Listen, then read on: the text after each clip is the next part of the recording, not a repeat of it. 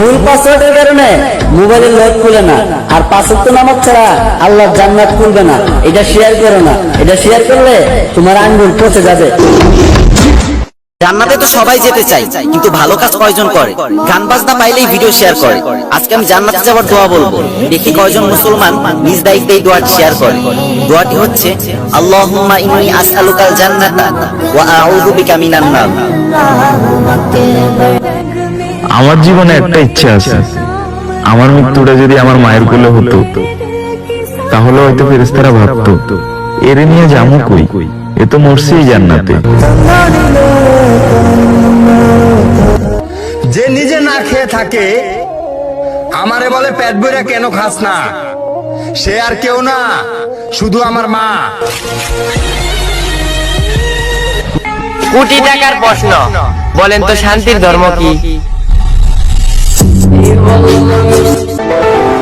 যদি বলেন পৃথিবীর সবচেয়ে মূল্যবান জিনিস কি, আমি বলবো আমার মা। খুঁজে দেখো জামানা, বিপদে পড়লে আল্লাহ তাআলা ছাড়া কাউকে বাসে পাবা না।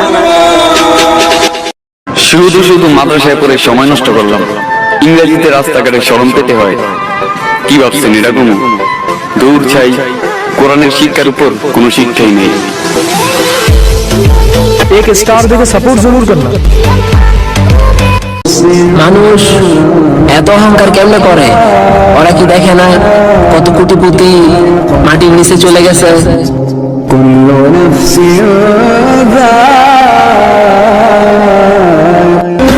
আপনি কি নামাজ পড়েন? আরে একবারও কি ভেবে দেখেছেন, যখন আল্লাহ তাআলা বলবেন প্রবেশ করো আমার জান্নাতে, তখন কেমন লাগবে?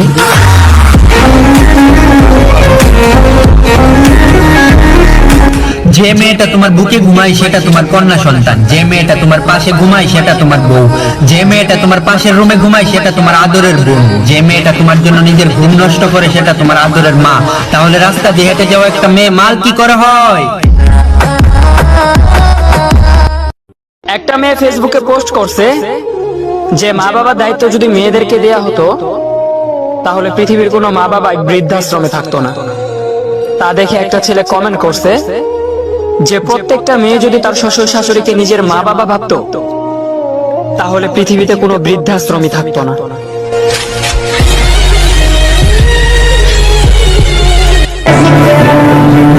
সবাই বলেন তো দেখি, আমাদের প্রিয় নবী হযরত মুহাম্মদ সাল্লাল্লাহু আলাইহি সাল্লামের বাবার নাম কি?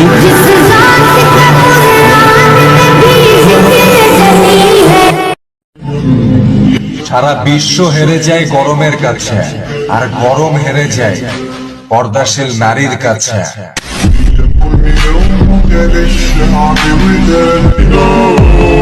বন্ধু, বিপদে আপদে স্মরণ করিস, চিন্তা করবি না, পাশে থাকবো, বেঈমানি করব না।